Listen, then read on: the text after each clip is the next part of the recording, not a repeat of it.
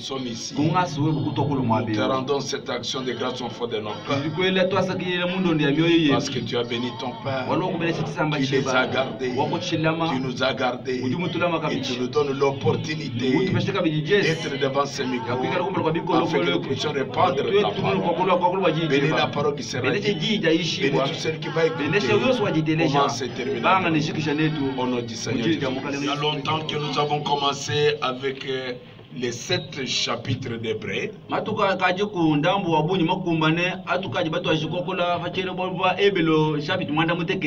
Et nous sommes aujourd'hui sur le 5e chapitre. Parce que nous avons terminé sur le réveil FM avec chapitre 4. Nous abordons aujourd'hui le chapitre 5. Nous attirons l'attention des peuples de Dieu, des enfants de Dieu. Surtout aux gens qui se disent être appelés au ministère. Nous pouvons prendre modèle comme Paul. Vous avez vu son audience, les gens à qui il s'adressait. Dans ces chapitres, il s'adresse aux Juifs, à ses frères dans la chair. Mais quand vous voyez depuis le chapitre 1 jusqu'aujourd'hui, l'apôtre ne change pas sa doctrine. Vous allez voir que prêcher, c'est exalter Jésus-Christ. Dans chaque chapitre, il a exalté le Seigneur Jésus. Son effort était de convaincre les Juifs de qui était Jésus. C'est pourquoi dans chapitre 4, il a parlé du repos. Et nous avons vu que ce n'est pas le sabbat de samedi ni dimanche,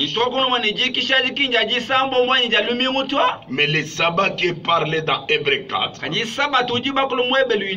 C'est un sabbat qui a été réservé pour le peuple de Dieu,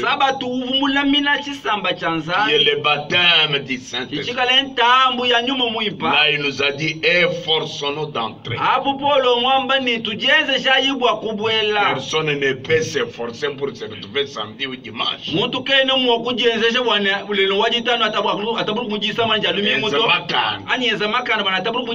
c'est automatique. Mais là, il dit, efforçons-nous. Là, c'est la stature de l'homme parfait. Et quand nous allons à ce repos qui est le baptême du Saint-Esprit, ça ne parle pas de quelqu'un d'autre, c'est de Christ. C'est pourquoi dans chapitre 5, nous lisons en effet tout souverain sacrificateur, verset 1. Prix du milieu des hommes est établi pour les hommes dans les services de Dieu, afin de présenter des offrandes et des sacrifices pour les péchés. Il peut être indulgent pour les ignorants.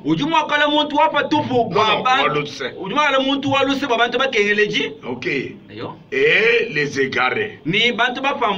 Pourquoi? Puisque la faiblesse est aussi son partage. Il est un homme de faiblesse comme les autres, qu'il doit offrir des sacrifices pour ses propres péchés, comme pour ceux du peuple. Vous comprenez cela? Vous allez bien comprendre. Ça, c'est les sacrificatures d'Aaron. Paul les ramène à cette sacrificature. On prenait les souverains sacrificateurs parmi les hommes. Lui-même pécheur. Parmi les pécheurs. On lui prend pour donner les actions de grâce, offrir des sacrifices. Et il est donné d'abord pour ses propres péchés. Mais nous attirons votre attention verset 4. Nul ne s'attribue cette dignité s'il n'est appelé de Dieu comme les filles Aaron. Aujourd'hui à Canaan, on se distribue les ministères comme des cacahuètes. Vous devez faire attention. Monsieur docteur, prophète, vous vous attribuez cette dignité. Si nous prenons les portraits d'un évangéliste, nous mettons sur Dieu la gloire. De devenir souverain sacrificateur. Là, c'est un autre souverain sacrificateur. Mais il est la tienne de celui qui l'a dit. Tu es mon fils. Je t'ai engendré aujourd'hui. Comme il est dit encore ailleurs, nous avons des sacrificatures. Nous avons les sacrificatures seront Aaron. Et la sacrificature seront l'ordre de Melchisedec. C'est lui qui dans les jours de sa chair, ayant présenté avec des grands cris, avec les larmes de prières et de supplications, à celui qui pouvait les sauver de la mort, ayant été exaucé à cause de sa piété, a pris bien qu'il fût fils, l'obéissance par les choses qu'il a souffert. Et qui, après avoir été élevé à la perfection, devenir pour tous ceux qui lui obéissaient l'auteur d'un salut éternel. Dieu l'ayant déclaré souverain sacrificateur, selon l'ordre de Melchisedec. Paul va dire, sur cet ordre de Melchisedec, nous avons beaucoup à dire là-dessus.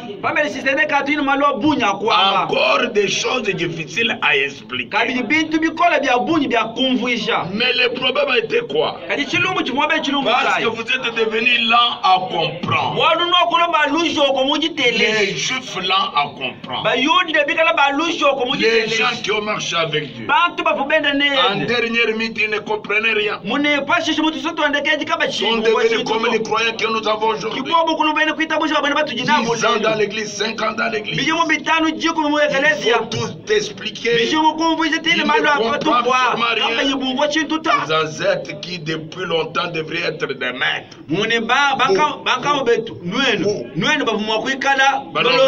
Vous avez encore besoin qu'on vous enseigne les laits. Là vous êtes des bébés. Et non d'une nourriture solide. Quiconque en est au lait n'a pas l'expérience de la parole, mais la nourriture solide. Et pour les hommes faits, pour ceux dont le jugement est exercé par l'usage à discerner ce qui est bien et ce qui est mal. Nous sommes au sommet des âges de l'église. C'est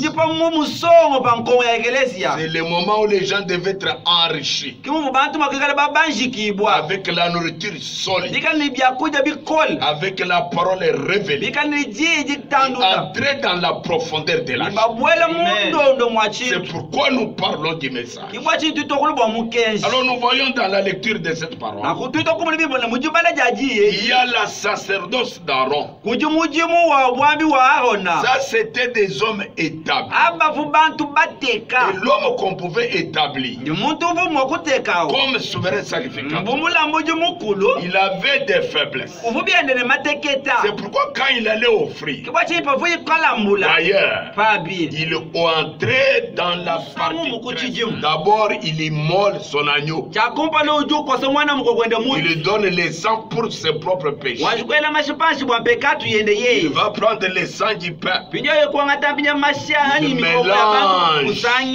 Il va maintenant donner pour leur culpabilité. Il entre une fois par an et plusieurs fois. À chaque année, voilà la sacrificateur d'Aaron. Ceci est différent avec la sacrificateur selon l'ordre de Melchisedec. Là, c'est Christ qui devient souverain sacrificateur. Non pas selon l'ordre de Melchisedec. Pardon, d'Aaron. Mais Christ l'est devenu selon l'ordre de Melchisedec. Si nous avons un homme comme nous, mais zéro faute, qui était élevé à la perfection, et nous devons lui obéir. Alors vous voyez que Paul exalte Jésus. Paul ne se prêche pas. Aujourd'hui, dans nos prédications, nous prêchons. C'est pourquoi Frère Branham dit, j'ai prêché comme Paul. Si vous prenez toutes les prédications de Branham, il ne se prêche jamais. Aujourd'hui, nous avons la sorcellerie. Les gens qui se mettent au micro, ils prêchent Branham. Branham ne nous a pas sauvés. Les souverains sacrificateurs. Selon l'ordre de Melchisedec. N'était pas William Mario Branham. N'était pas Paul. N'était pas Quentin. C'était Jésus-Christ lui-même. Alors vous voyez que depuis le chapitre 1 jusqu'au chapitre 5, l'apôtre fait que soulever Jésus. Il était enseignant Paul. C'est pourquoi il regarde ses frères. Il leur dit, j'ai beaucoup de choses. Comme moi, Quentin, j'en ai beaucoup. À vous dire, vous qui nous suivez de loin de près, à vous parler sur la divinité. Parce que William Branham nous dit, parmi tous les mystères révélés, c'est la divinité de notre Seigneur. C'est là où demeure le salut. Il va prêcher, mais tu ne connais pas qui est Jésus. Oh, nous avons beaucoup de choses à vous dire là. Mais les bébés, les charnels, ne supporteront jamais cette nourriture. Et pourtant, les Hébreux, comme vous qui me suivez, vous devrez être des mères. Mais vous comprenez encore comme des bébés. Aujourd'hui, l'Église devait avoir la grande puissance, la grande chose. Mais beaucoup continuent à s'enchoper. C'est pourquoi Frère Branham, dans la prédication Hébreux chapitre 5 et 6, si vous donnez de la nourriture solide à un bébé, vous les tuerez. C'est pourquoi nous ne voulons pas vous tuer. C'est pourquoi avec les choses du royaume, parfois nous nous réservons. Tu trouves quelqu'un qui vient au micro, les 7 seaux, les 7 tonnes. Ça, c'est les choses du royaume. Il parle à qui? Au bébé. Et vous les tuez. Il y a d'autres choses que vous devez vous réserver. Quand tu viens au micro pour prêcher les dons, Frère Branham dit que les dons sont les algèbres. C'est toute la prédication qui était venue. Tu viens faire votre publicité. Tu blagues. C'est pourquoi tant de gens disent, je ne crois pas ça, et s'en vont. Voilà, quand la parole est donnée, tel que nous la prêchons, je ne crois pas ça. Il ferme la radio. Ne fermez pas la radio, s'il vous plaît. Toujours des bébés qui ne peuvent pas comprendre. Ils ne peuvent simplement pas saisir cette vérité. La vérité que nous programmons ce soir, elle s'en va pour les prédestinés. Mais les charnels, les bébés, Il va fermer la radio, il n'écoutera pas. Oui, il est les dieux. L'église devrait connaître aujourd'hui des grandes et puissantes choses. C'est l'âge de l'astronaute. Nous ne sommes pas dans l'âge des gens qui pédestraient. Nous ne sommes pas dans l'âge du cheval. Le cavalier c'est déjà passé. Ça c'est pas l'âge des chauffeurs. Ah, ça c'est la petite. Ce n'est même pas l'âge de l'avion. L'avion fait trop de bruit. Ça c'est l'âge de l'astronaute. L'astronaute se met dans la capsule. On ferme. Il communique avec les cieux. Ce n'est pas l'âge où les gens pouvaient s'en choper. C'est l'âge où on pouvait avoir des grandes choses. Mais on ne peut pas les enseigner parce qu'ils achoppent toujours. Ils ne savent qu'en faire. Paul parlant à ce groupe d'Hébreux au Proverbe 51 qui étaient pourtant des érudits. Comme ce soir je parle aux intellectuels. Paul parlait aux intellectuels. Il parlait ici. Et que moi je parle ce soir. À toi qui m'as dit j'écris le message il y a longtemps. Je m'adresse à toi. À toi qui me dis j'ai vrai il y a longtemps. Je suis prédicateur. Je suis croyant. Pourquoi écouter Kanté? C'est à toi que je m'adresse. Les gens bien instruits. Nous verrons cela. D'ici quelques minutes vous allez voir. Mais les plus profonds mystères spirituels, l'Église est toujours aveuglée à cela. C'est ça les grands problèmes. Il a dit alors, et c'est toi qui devais enseigner. Là il y a une reproche. On le reproche ses frères. De qui Dieu était leur Dieu. De qui ils avaient les promesses. Ils étaient le peuple d'alliance. Le peuple d'adoption. Les patriarches étaient chez eux. Nous étions des chiens des incirconcis. Et ils étaient l'olivier naturel. Ces gens pouvaient voir qui. Mais Paul a souffert en voyant ces érudits. Les connaisseurs ne comprenaient rien. Ils ne comprenaient jamais que les choses ont changé. Ils ne comprenaient jamais que la grâce a avalé la loi. Ils ne comprenaient jamais que la sacrificature a changé. Oh, nous vous disons, le Seigneur Jésus-Christ était la plénitude de la divinité. C'est l'arc-en-ciel à cette couleur que Noé avait vu. Il pouvait comprendre. C'est pourquoi Isaïe dit il a cru à notre prédication. Il a reconnu à ce qui a été annoncé. Quand l'Éternel est devenu un sanctuaire, c'était devenu un objet d'achoppement pour des maisons d'Israël. Personne ne pouvait voir. Il pouvait toujours dire toi qui es un homme, tu t'es fait Dieu. Voilà les problèmes. Et pourtant la logette de Dieu, c'était le Seigneur Jésus. C'est pourquoi dans paragraphe 55 de la même prédication, avons-nous découvert qu'il était. nous avons vu qu'il était le grand Jéhovah.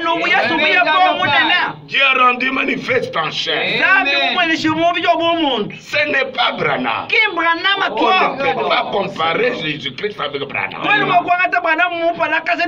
Branham n'était pas Jéhovah dans la chair. Nous avons vu qu'il était non un prophète, mais la plénitude de la divinité corporelle. Jésus était Jéhovah fait chair. Le corps. Jésus ne faisait que lui servir de tabernacle.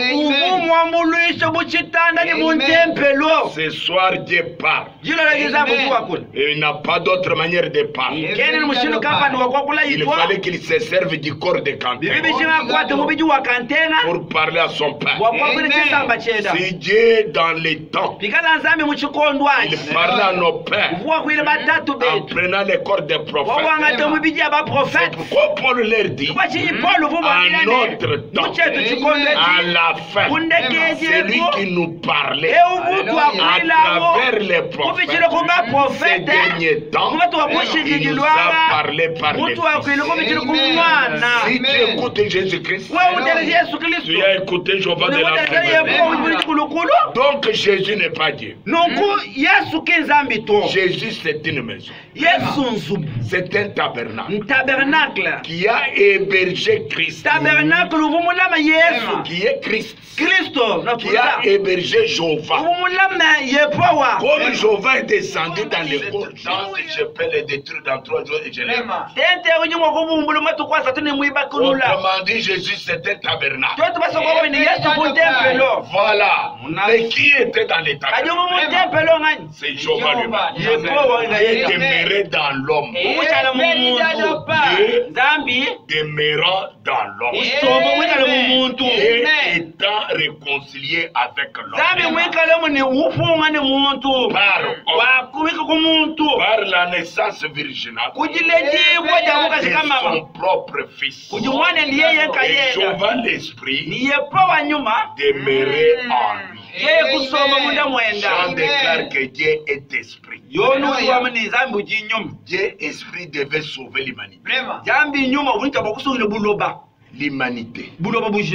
L'homme qu'il devait sauver n'avait pas péché étant esprit. Quand l'homme était créé esprit, il n'avait pas péché. Mais on a introduit l'homme esprit dans le matériel. Dans la chair, il pécha. C'est pourquoi pour le récupérer, dans les tribunaux, on lance la peine. On cherche la personne qui peut ouvrir les livres, connaître les secrets et sauver l'homme déchu. On dit au ciel il n'y avait personne parce qu'on cherchait la personne. Un parent rédempteur. Dieu ne méritait pas parce qu'il était esprit. Les anges esprits. Et le problème c'est le paiement de la dette. La dette c'est par les sangs. Et les esprits n'ont pas de sang. On descend sur la terre. Mais c'est nous. À cette condition d'être personne, nous méritons. Mais notre sang. C'est pourquoi Dieu décida de descendre selon sa parole. D'être un homme. Mais il vient hors des relations sexuelles. Parce que tout homme n'est pas des relations sexuelles. Comme le disait David, je suis né dans les péchés, conçu dans l'iniquité, il n'y a rien à espérer. Alors il y a eu la naissance extraordinaire. Maintenant, combien se rappelle l'enseignement sur la divinité? Comment nous sommes remontés dans les temps? Nous avons vu Dieu comme étant le grand arc-en-ciel avec toutes les différences. Comment c'était? Quand vous voyez l'arc-en-ciel là, Cette colère, ça nous fait cet âge de l'Église. À un seul Dieu. Chaque âge a son message. Chaque message parle du même Dieu. C'est la divinité. Il faut que Dieu vous aide. Oui, le Logos est sorti de Dieu. Et devenu la théophanie. C'était en forme d'un homme. Parce qu'on dit, au commencement était la parole. Mais avant le commencement, il y avait l'éternité. Qui habitait dans l'éternité. C'est le grand esprit. Et l'esprit ne peut pas parler. Tout ce qui était en lui comme attribut. Il fallait que de l'éternité se détache le Logos, se détache le grand Allo.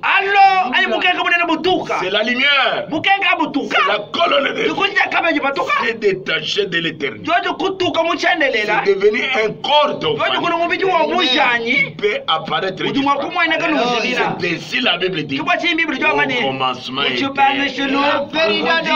cela a marqué le commencement.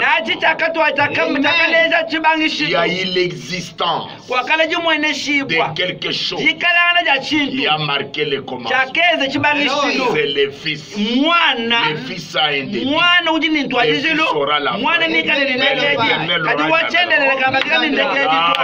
Là, je pense que c'est pour les adultes. C'est en forme d'un homme la théophanie. Il a commencé à créer. C'est pourquoi Moïse l'a vu passer depuis le gré du rocher. Parce qu'il a entendu la voix. C'était un homme. Mais pas la voix d'un homme. Il a vu la colonne de feu. Il a vu les faits. Après tout, il dit, j'aimerais te voir. Personne ne peut voir et vivre. Parce que je suis le grand esprit. Je me fais une aimabilité. Démontrer même un petit. Il est là gâché. Les dos d'un homme. L'homme le plus troublé même à sa mort, c'est Moïse. Il se demande alors Dieu, c'est aujourd'hui, Dieu nous a montré la face. Gloire à Dieu. Nous n'avons pas les dos. Nous avons la face. La nuée de gloire. Le nez visible. La bouche visible. Nous avons la face. Et ensuite, cette théophanie a été certainement fait cher. Oh, la théophanie que Moïse a vue. C'est lui qui a marché là. Comme un ange. Comme esprit. Finalement, il est devenu un homme. Un homme, un humain. Alors cet homme-là n'est pas Branham. Des gens, je ne sais pas ce qu'ils mangent. Il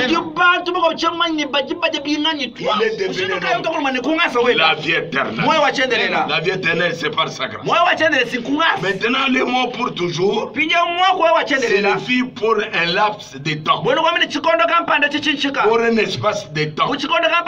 Il est dit dans la Bible. Pour toujours et toujours. Une conjonction. Mais pour toujours suffit seulement un certain temps. Pour toujours. Mais éternel signifie pour toujours. Celle qui a eu un commencement a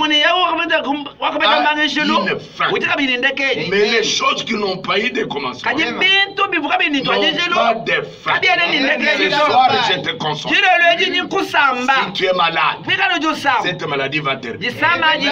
Cette maladie a eu un début. Il aura la fin. Si tu as eu un problème, ne t'en fais pas. Le problème a eu un début. Il aura la fin. Une seule chose qui ne peut jamais avoir fin, c'est Dieu lui-même. Nous vous exhortons à entrer en Christ. Il se vient dans l'éternité. Si tu es en Christ, tu deviens éternel. Et si Dieu n'a pas eu de de commencement. Il n'a pas de fin. Il n'avait pas 3 personnes là-haut. Quand il en aurait envoyé une, son fils. Ça, c'est qu'elle comprend. On trouve 3 trônes. Un vieux papa là avec une longue barbe. Un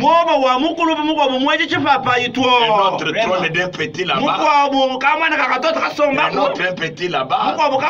Les autres disent qu'il y a des trônes ouverts par la colombe qui est le Saint-Esprit, la force agissante. Là, c'est une mauvaise compréhension. Tout le monde qui a vu la vision du ciel, on vit qu'un seul trône. Il n'y avait pas 3 personnes. Il a dit à l'autre, son fils va-t'en. C'était Dieu lui-même qui est venu sous forme de fils. Et un fils a un commencement. Le fils a eu un commencement. C'est comme quelques-uns d'entre vous, chers catholiques, nous avons votre livre intitulé Les actes de notre foi. Il est dit la qualité éternelle du Fils de Dieu. Comment allez-vous exprimer ces termes? Comment pouvez-vous faire en sorte que cela ait un sens? Comment cela peut-il être éternel? Cela n'est pas la Bible. C'est votre livre. La qualité éternelle des fils. Cette expression n'est pas juste. Comme les gens qui disent l'enfer est éternel. L'enfer d'abord n'existe pas. Dès qu'il va exister, quand il existera, il aura aussi la vie. Il n'y aura pas l'enfer éternel. Il n'y a pas de fils éternel. Car tout ce qui est fils a un commencement. Ce qui est éternel n'a pas de commencement. Ce n'est pas la qualité éternelle de Christ devint chair et a habité parmi nous. La Bible dit nous sommes élus en Christ. Quand? Avant la fondation du monde. Mais Jésus a eu un début. C'est le Fils. Mais Christ n'aura jamais la fin. Donc Jésus est le Christ devint chair et habita parmi nous. C'est pourquoi le corps devait mourir. Devait pleurer. Les gens disent, est-ce que Dieu peut pleurer? Dieu peut mourir. Ils n'ont pas compris ce que Dieu avait fait. Il y a eu un commencement. Ce n'était pas une qualité éternelle. C'est la divinité éternelle. Pas la filiation. Alors, il est venu pour nous racheter. Effectivement, il nous a rachetés. Ce soir, ce n'est pas Branham qui nous a rachetés. Nous ne prêchons pas Branham. Branham est venu nous montrer notre sauveur. Branham a prêché comme Paul. Paul à ses frères a voulu leur montrer leur créateur et leur sauveur. À ce temps de la fin, le même Dieu qui a envoyé Paul nous a envoyé William Mario Branham pour nous révéler, nous montrer qui est notre créateur, notre sauveur, comment il nous a sauvés et quel est son nom. Mais c'est la magie quoi. Quand quelqu'un là est fou, avec les écarquillés, Branham est Dieu, Branham est mon sauveur, Branham avait des faiblesses. Branham dit, je suis un pécheur, par la grâce de Dieu. Branham nous montre celui d'adoration. Il dit, c'est dans le Seigneur Jésus. Ne faites pas dire à Frère Branham ce qu'il n'a pas dit. Aujourd'hui, les gens fuient les messages à cause des bébés pentecôtistes que nous avons dans les médias. à cause des gens qui se sont attribués cette dignité. Ils sont nommés ministres. Ils sont venus pour déranger les messages. Oui, vous n'entrerez jamais. Les gens qui avaient écrit Moïse, qui étaient en voyage, par leur incrédulité, ils n'ont pas pu entrer dans les repos. Et les repos réservés maintenant pour le peuple de Dieu. Même si Dieu est dans ce message, à cause de votre interprétation, tu n'entreras pas. Tu es incrédule. Tu as mené tes histoires. C'est la vérité. C'est pourquoi, à partir de lui, l'homme récupère sa position qui est tombée, perdu sans secours. On lui a donné des lois et des lois. La sacrificature de Moïse et d'Aaron. La loi n'a pas sauvé personne. Mais il fallait un jour que l'ombre soit avalée par la lumière. Il fallait un jour que la loi soit avalée par la grâce. C'est pourquoi quand Jésus est venu, c'est le soleil de la justice. Et maintenant il nous a restitués. Nous devenons éternels comme notre Créateur. L'homme ne sera jamais un ange. L'homme a été créé l'homme. Nous demeurerons hommes tel que Adam était créé. Dans les conditions qu'il était là. C'est pourquoi le rachat c'est quoi? C'est ramener la chose dans la position initiale. Racheter ne veut plus dire remplacer. C'est pourquoi il nous fallait notre souverain sacrificateur. Paragraphe 57. Ainsi donc Melchisedec, les souverains sacrificateurs, il n'avait pas de commencement. Il n'avait pas de fin. La Bible dit Melchisedec n'a ni père ni mère. Comprenez? L'homme qui a croisé Abraham, dès qu'Abraham a donné la vie, c'était l'Éternel lui-même, mais dans un corps théophanie, faisant lui-même la sacrificature. Maintenant, il a voulu le faire dans la chair humaine. Que Dieu vous aide très bien. Que cela vous pénètre. Il n'en avait pas de commencement ni fin. Lorsque nous, par cette théophanie, nous avons été faits à l'image de Dieu avant que le monde ait jamais été fait. Lorsque cette famille a été faite chair et qu'elle a habité parmi nous, alors par sa mort, nous recevons nous-mêmes son esprit et nous n'avons pas de fin. C'est ça la vie éternelle. On ne devient pas les anges, les hommes, mais avec la vie éternelle. Nous sommes hommes, femmes tels que vous êtes là, mais avec la vie éternelle. La vie éternelle, c'est soi. Si tu crois ce que tu prêches, Jésus a dit, celui qui écoute ma parole a la vie éternelle. Écoutez, croire. Ce soir, si tu crois que Jéhovah de l'Ancien Testament, c'est le Seigneur Jésus-Christ du Nouveau Testament, c'est bien lui le Melchisedec, c'est bien lui qui t'a sauvé. Si tu crois, dis t'amène là où tu es.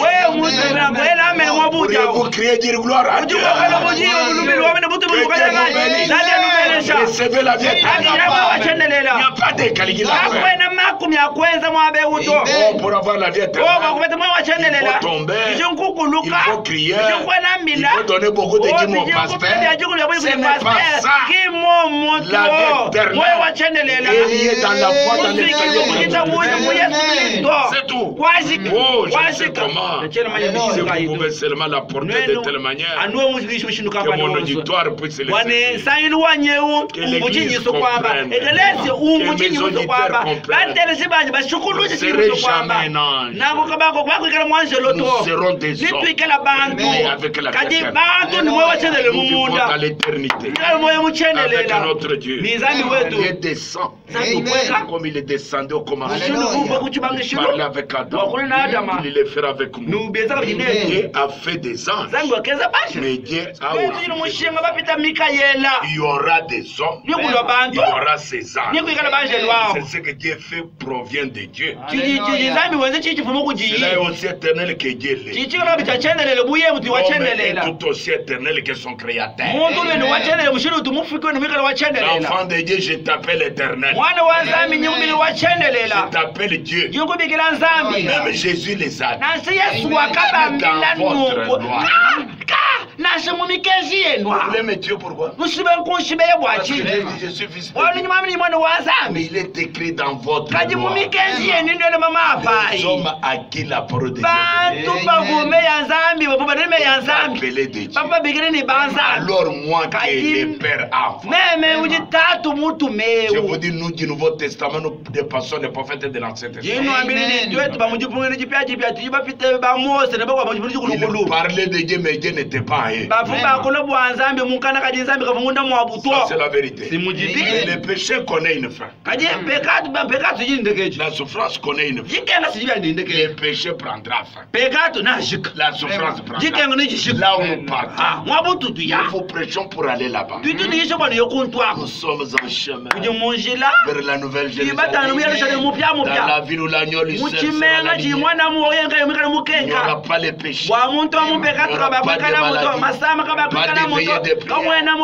Pas de coronavirus. Pas ceci, cela. Ça sera que la louange.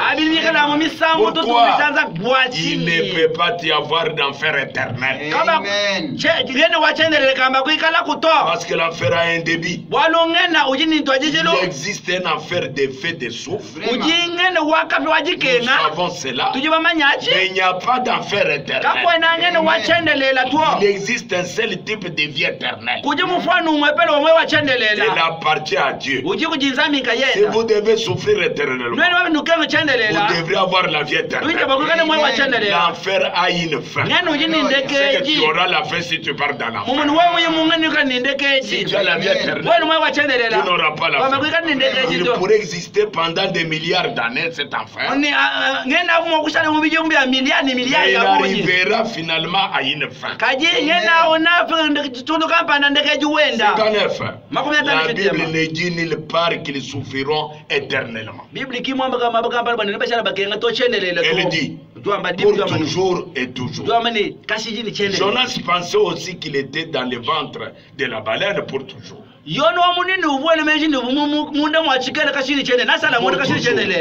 Connaît un laps où il y a une limite de temps.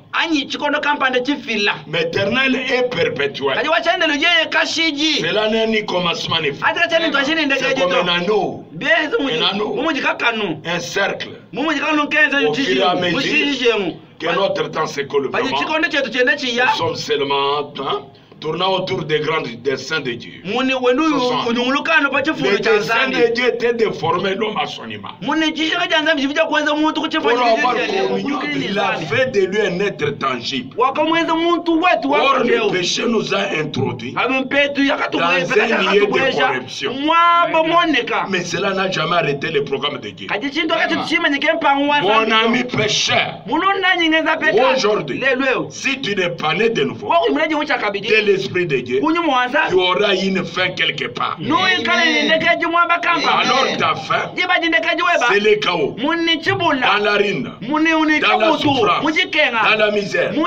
Mais à toi qui as cru au Seigneur Jésus, il l'a accepté comme ton sauveur. C'est tout aussi éternel que Dieu est éternel. Il ne périra pas. Oh, alléluia. Amen. Ils ne viendront même pas en jugement. Ils sont passés de la mort à la vie. Voilà ce qu'il était. Voilà pourquoi il est venu. Pourquoi lui-même est venu dans la chair. Vraiment.